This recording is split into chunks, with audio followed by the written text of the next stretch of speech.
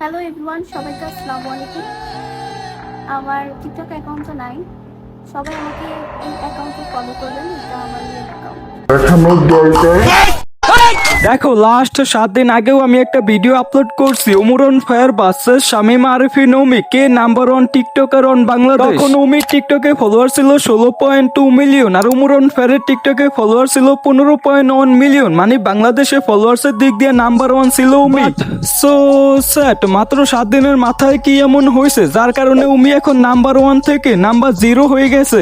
কষ্ট পাচ্ছি না এমন না, কষ্ট পাচ্ছি কারণ আমার শুরু থেকে এই পর্যন্ত জার্নি আমার ওই টিকটক অ্যাকাউন্টটাই নিয়ে।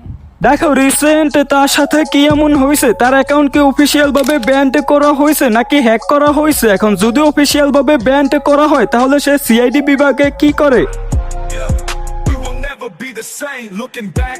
এখন তার টিকটক আইডি কি অফিসিয়াল ভাবে সাসপেন্ড করা হয়েছে নাকি কেউ হ্যাক করছে, এটা আমরা তার মুখ থেকেই শুনবো। বাট এখন যেহেতু তার আগে টিকটক আইডি নাই, তার মানে কি বাংলাদেশের নাম্বার 1 টিকটকার এখন উমরন ফায়ার?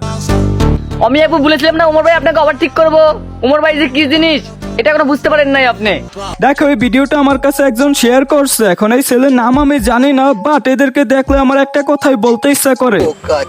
এখন ওরে আমি কেন বোকাচোদা বলছি ওইটা তোমরাই দেখো। এই যে ভিডিওটা বানাইছে, এখন এই জায়গায় ভাই দুইটাই স্ক্রিনশট দেখাইছে, মানে উমরন ফায়ারের 16.2 million follower and 1 billion like হয়েছে। এখন আমরা যদি সরাসরি টিকটকে যাই এন্ড উমরন ফায়ারের অ্যাকাউন্টে ঢুকি তাহলে আমরা দেখতে পারবো 15.1 million followers and 900 million plus like আছে, মানে 16.2 মিলিয়ন হইতে এখন অনেকটা বাকি। 1 বিলিয়ন লাইক সেটা তো এখন অনেকটা দূরে আছে। বাট এই বোকাচোদা গুলার কাজ হলো একটাই, টিকটকে একজনের সাথে আরেকজনের বাসেস করব, তুলনা করব, তারপরে এডিটের মাধ্যমে একজনকে বড় বানায় একজনকে ছোট বানায়। হ্যালো এভরিওয়ান, সবাইকে আসসালামু আলাইকুম। আমার টিকটক অ্যাকাউন্ট তো নাই, সবাই আমাকে এই অ্যাকাউন্টে ফলো করবেন, এটা আমার রিয়েল অ্যাকাউন্ট।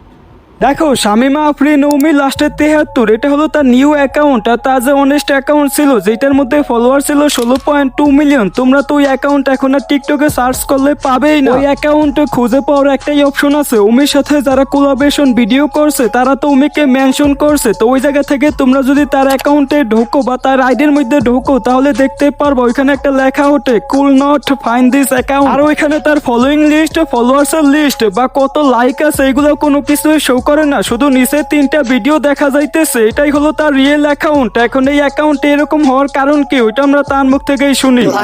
আমার টিকটক অ্যাকাউন্ট তো নাই, সবাই আমাকে এই অ্যাকাউন্টে ফলো করবেন, এটা আমার রিয়েল অ্যাকাউন্ট। Thank you. আর কেন নাই সেটা আমি পরে জানাবো।